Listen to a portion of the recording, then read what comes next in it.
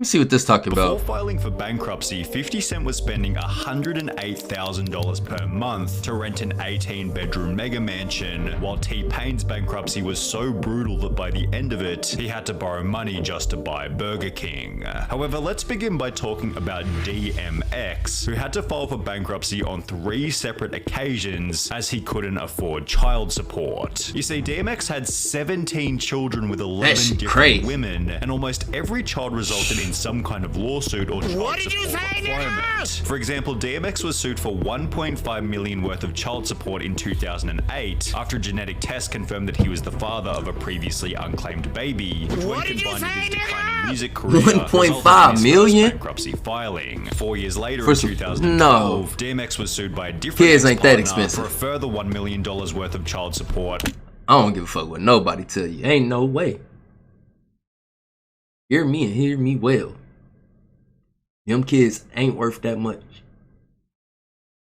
And no, you don't stack potential or who they gonna be. No, a kid is not worth that much. A kid is expensive. A kid is not 1.5 million. That money is not going to the kids. In no way, shape, or form is 1.5 million going straight to the kids. That's crazy. Motherfuckers be finessing. And a year after this lawsuit, he'd file for bankruptcy a second time. His third bankruptcy would occur in 2016, during which it would be discovered that DMX had racked up a further $1.7 million worth of unpaid child and family support, which accompanied $950,000 in bank debt and $1.7 million worth of tax debt. Since he had $0 in his bank account, DMX was sentenced to 6 months in prison for the child support, a further year in prison for the unpaid taxes, and was also ordered to pay the government $2.29 million in restitution after he was released from his time behind bars. However, DMX never had the chance to pay the amount back in full. How are you supposed to... Like, how do they expect you to get that money to them if they doing all of that to you? Like, I can't keep a job. I just went to jail. Like, I don't know. That shit is such a conundrum. Like, it's like they fuck with you, but they want you to do some shit for them. Like, you stopping all my motion. The fuck?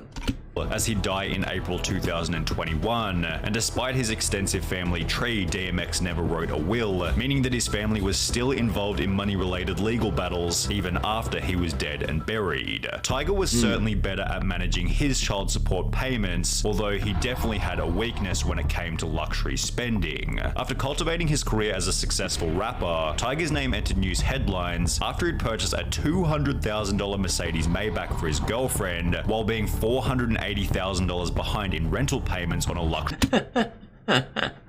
Damn, cuz. You wasn't checking your accounts? He just said, shit, hey, I'm rapping now. You gotta be rich, right? Right? I'm probably rich. I mean, I'm a rapper. Luxury Malibu home. As a result, Tiger was sued by his landlord, although he'd failed to show up to court as he was on holiday in Turks and Caicos, yet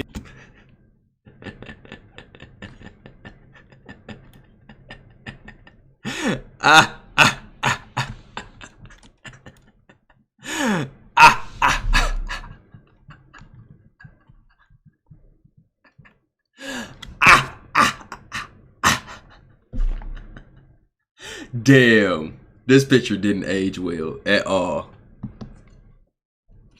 This situation wasn't the only example of Tiger spending big in one area while being financially behind in another. For example, in 2016, while shopping for a new Bentley, Tiger's Ferrari 458 was repossessed in the parking lot as Tiger hadn't been paying for the loan. Despite this, Tiger would go on to purchase another Mercedes Maybach, as well as a Land Rover, a Rolls-Royce Ghost, and a Rolls-Royce Cullinan, all of which were repossessed for non-payment, while he was seen looking at a brand new Lamborghini. In addition to this, Tiger was sued by a second landlord for $181,000. See, that's what I'm saying. I need to go ahead and get that button. This is a damn son moment. Just damn.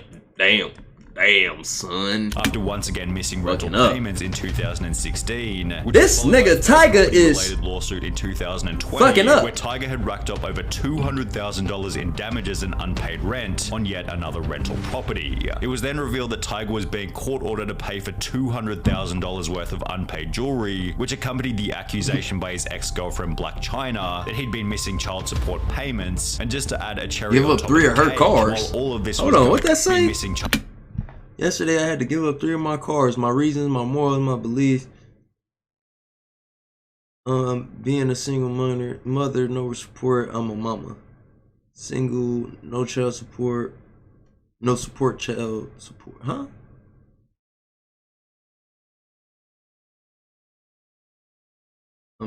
Okay.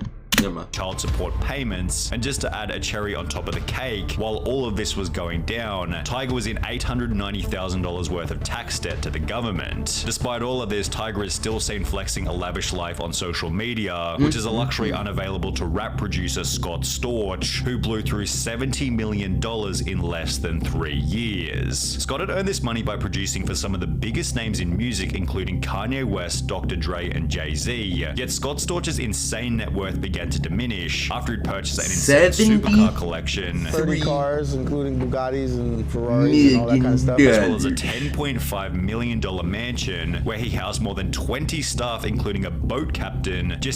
Bro, I get it, but I don't get it. Like, I get going off the reserve. I get like being ducked off. You know what I'm saying? Maybe a gated community. But do you really need a giant ass mansion? Especially when you not like, you're doing music and shit. You're relying on being the wave. That's just like with the streamers and shit. Like, I wouldn't bank on that shit. Just simply because you never know if something gonna happen. Motherfuckers don't fuck with you no more. If a nigga don't click your video for the rest of their life, that's your ass type shit. Whereas like you can have stock in some other shit. Now if you got stock in some other shit, that shit hitting and you know what I'm saying, then you buy a business and that bit you got some passive income, then you can start banking on some shit. You know what I'm saying? But nigga, you spending 4.5 million and you ain't got a guarantee 10 million coming in, you tweaking. In case he wanted to go out on his yacht. So the captain was on full-time staff? Yeah. In case you want to take the boat out? Yeah. And the boat was how many bedrooms? Oh, brother, this guy stinks! 20 million? The nigga was full-time? Was you on the boat full-time? Did you live on the boat? Fucking idiot. This 20 million. Scott went on to explain just how much this lifestyle was costing him. My monthly overhead for my household employees was somewhere in the neighborhood of $1 million a month I was spending. And that if he continued to work, there wouldn't have been any problems, although this isn't what he would do. It went from me working and delivering to doing drugs and not going to the studio. I just stopped working and then I got depressed and jaded. As mentioned, Scott stopped making music and instead began to get addicted to the nightlife in Miami. Or that can with happen. No money coming in plus $1 million a month going out, it was only going to be so long before Scott hit zero. By 2009, just 3 years after having a net worth of $7. See, like if he had owned like 7 McDonald's, then he could have took that year off and he wouldn't have missed nothing. You feel me?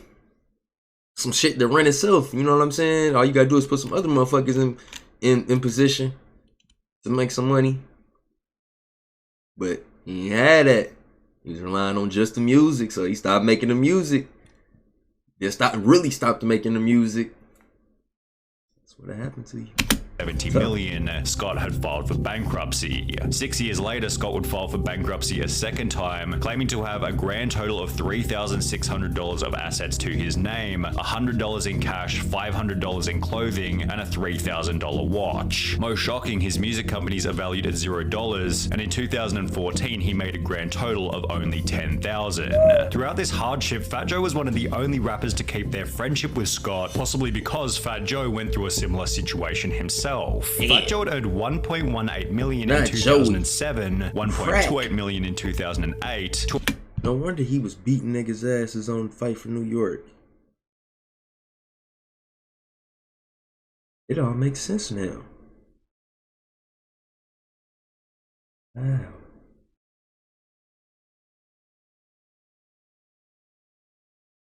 It all makes sense now.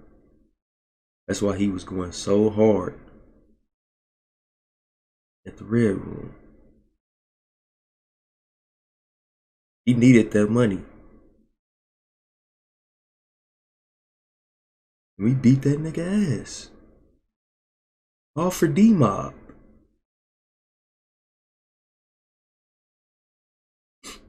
That's tough.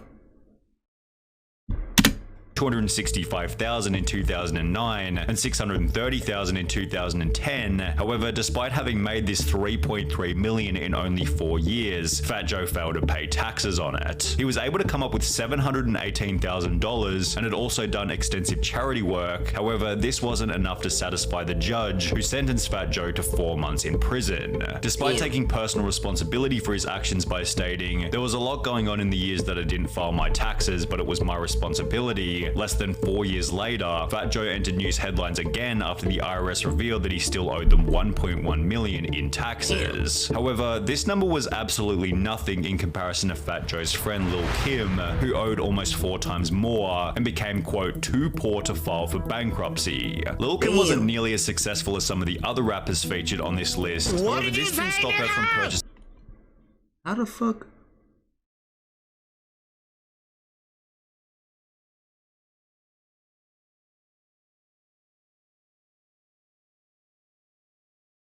Ain't bankruptcy literally because you broke?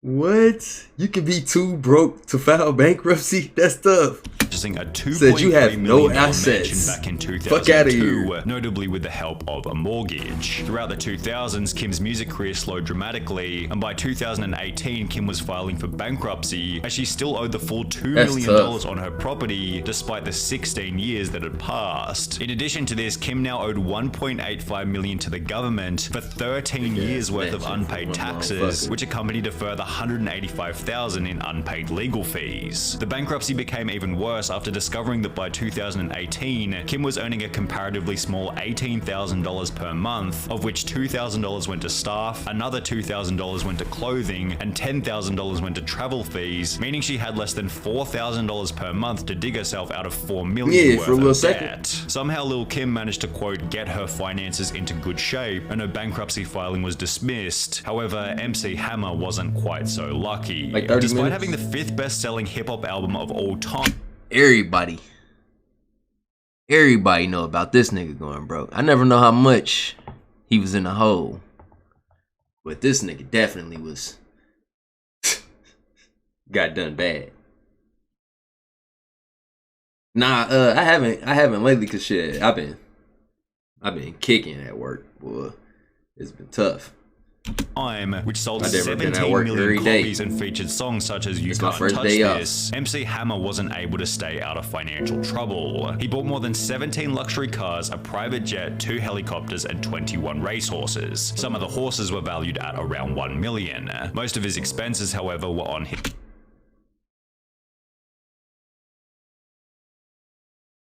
A private jet, 2 helicopters, 21 racehorses.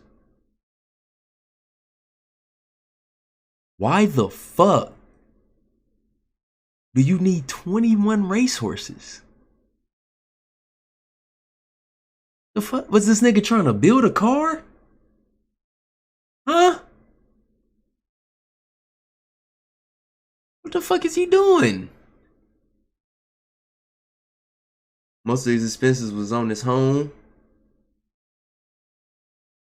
12 million. He spent another 30 on renovations to turn it into his dream.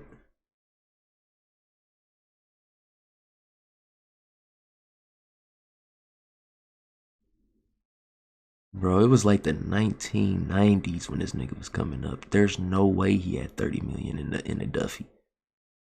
You paid for that? Niggas was not making 30 million on rap contracts back then. He was lucky to have 15. This nigga's dumb. That is not gangster. his home. He bought a property in Fremont, California for $12 million and spent another $30 million on renovations to turn it into his dream home. He added a bowling alley, basketball court, baseball field, recording studio, movie theater, 17-car garage, tennis courts, and 2 swimming pools to the 40,000 square foot mansion. One of the pools was shaped like his signature baggy pants that came to be known as hammer pants. He added several marble statues of himself throughout the property and installed a gold hot tub in his bedroom. And to keep everything running smoothly, he employed a staff of nearly 200 people on the property, which cost him an estimated $500,000 a month. Bro, staffing 200 people on your property for that's unsustainable, bro. Unless you literally, like, when you shit gold bricks. Like, you just, as soon as you sit, like, it don't matter what you eat, nigga, you could fucking have McDonald's all week and you're gonna shit a gold brick. That's the only way that shit's sustainable. And then I don't even think you're gonna be free for that long, because they're probably gonna put your ass in a facility to see how you work. So people on the property, you don't even gotta worry about that house. An estimated $500,000 a month. Unsurprisingly, less than 5 years later, MC Hammer had filed for bankruptcy, at which point it would be revealed that he hadn't only spent his entire $70 million fortune, but had also taken on a further $13 million in loans, which had been borrowed from over 200 different lending institutions. Despite having spent a total of $42 million on his California.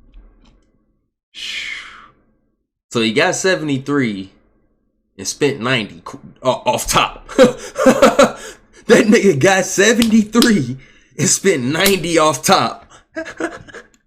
Said, nah, we'll figure something out, but I gotta get this shit off. Look at this, bro. Look at this. This shit is ridiculous. There's no way you need this much house. There's no way, bro. Like, what do you have, a museum in this motherfucker? I don't get it. Only way I'm gonna have something like this, bro, is I got 12 kids and my mama lives on the other side of the house. Like, the house is split in half. Is my mama retirement home with all her friends, and then I live over here with my 12 kids. Like, the fuck? What do you need all of this for? This is literally just like some pull up on me. Oh my gosh, look at your house. Like, that nigga just wanted a reaction. That's it. California dream home, That's the property OD. resold for only $6.5 million. However, if we're on the topic of expensive homes good. being Straight repossessed rich flicks. by That's the all. bank, we need to talk about Birdman, who's ranked as the 15th richest rapper in the world with a net worth of $110 million. But this is what makes Birdman's story unique. If he was worth over $100 million, why was his Miami mansion being repossessed by the bank for non-payment? Birdman had purchased the home back in 2012 for $14.5 Net worth ain't shit. million, yet by 2017 a foreclosure suit had been filed by the bank, and quote, all personal items within the home, including platinum records gracing the walls, a pool table, and dozens. You can be worth hundreds of millions. What the fuck? Oh, yeah, you can be worth hundreds of millions, but that don't mean you got hundreds of millions. So it just all depends. But of pairs of shoes were all confiscated and placed in storage. The mansion was eventually sold by the bank for $10.85 million in July 2020. However, Birdman's lawyer has come out to explain the foreclosure, stating that it was the result of illegal loan terms set by the bank, so perhaps take Birdman's bankruptcy with a grain of salt. However, there's no ambiguity around how T-Pain went broke. yeah, this is the one I wanted to see. Podcast to explain just how brutal his bankruptcy was. I ain't never heard about T-Pain. Worth of over $40 million at his peak in 2007, with all of his closest rap friends advising him that as long as he kept rapping, the money would keep on coming in. Everybody before me that I had to look up to, they were just like, no, this is great. Once you start rapping, it's just money all the time. Nothing bad's ever gonna happen. Your family's not gonna come after you. Nothing's Just rap, bad. and it's just girls and swimming pools after this. For this reason, his spending began to get out of control. I bought my Bugatti. He bought it for $2.1 million. $2.1 million. And then you, very shortly thereafter, you sold it for, all they gave you was $800,000. Yeah. So it was like renting a car for $1.3 million. Yeah. With the purchase of his Bugatti, a company... A $1.3 million rental is crazy.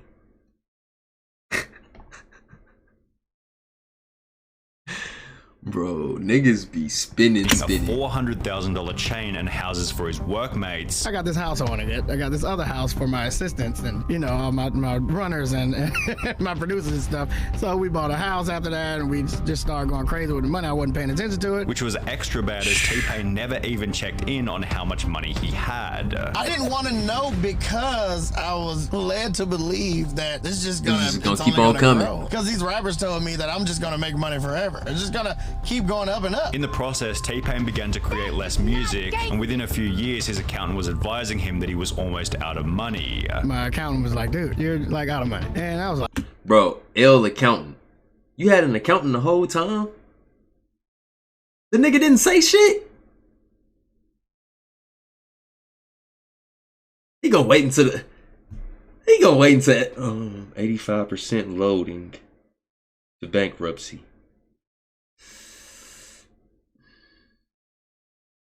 $85%. Let's wait until he's 95, and then I'll give him a call. Yeah, 95% into bankruptcy.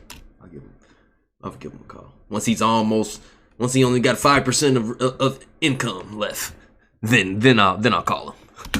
Like, damn, what was you on strike or something? Reality set in for him after he'd have to borrow money just to buy food. When you say you was broke, was you had like $0 broke? I had to borrow money to get my kids Burger King. What's the most you ever had in the bank at one time? 40 million. However, T-Pain was lucky to get away with a loss of only 40 million, as the final person on our list makes this number look like 40 million change, to borrowing 50 money Cent. for 50 didn't Burger only King. release the That's 10th tough. best-selling American hip-hop album of all time, but he also made over $100 million on a vitamin water investment, plus a further $78 million from a luxury underwear deal. In the late 2000s,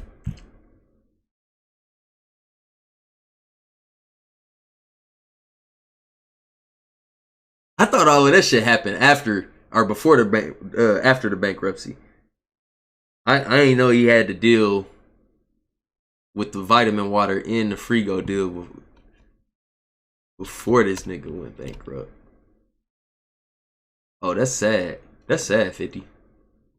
That's sad. 50 Cent made an estimated $300 million in only 2 years. Jeez. So when he'd announced that he was filing for bankruptcy in mid-2015, with debts totaling over $32 million, the entire world was thinking the same thing. How did this happen? Well, after 50 Cent uploaded a sex tape with Rick Ross's girlfriend, 50 was successfully sued for $7 million, which accompanied another court order for 50 Cent to pay $17 million to a headphone manufacturer after one of their collabs went sour. 50 Cent's clothing company G-Unit Clothing then fell out of the spotlight, which accompanied the closing of his movie company G-Unit Productions, as well as his boxing company SMS Promotions. Throughout the whole process, the global financial crisis had taken a toll on the value of 50 Cent's investments, and by 2015 he was earning a comparatively small $185,000 per month. You could certainly argue that this was enough for 50 to get back on his feet. However, $108,000 of this monthly income was going toward an 18-bedroom mega mansion, while the remaining $77,000 was going toward menial expenses such as his gardener, with bankruptcy documents revealing that 50 Cent still owed money to his stylist, fitness coach, and even his barber. Despite this, he began to troll on social media with posts such as this one, spelling out the word broke with $100 bills, and within 2 years, 50 Cent had paid back $23 million worth of his $32 million.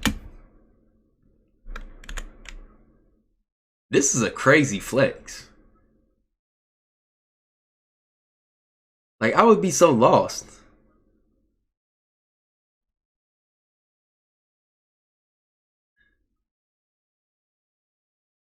Because if you are broke, like, I don't even know. Why are you doing this? bills, and within 2 years, 50 Cent had paid back $23 million worth of his $32 million debt. 50 Cent eventually got back to zero, and according to Google, has built up a net worth of $40 million over the last 5 years. And from 300 mil to 40 mil. That is an impressive drop off. You suck.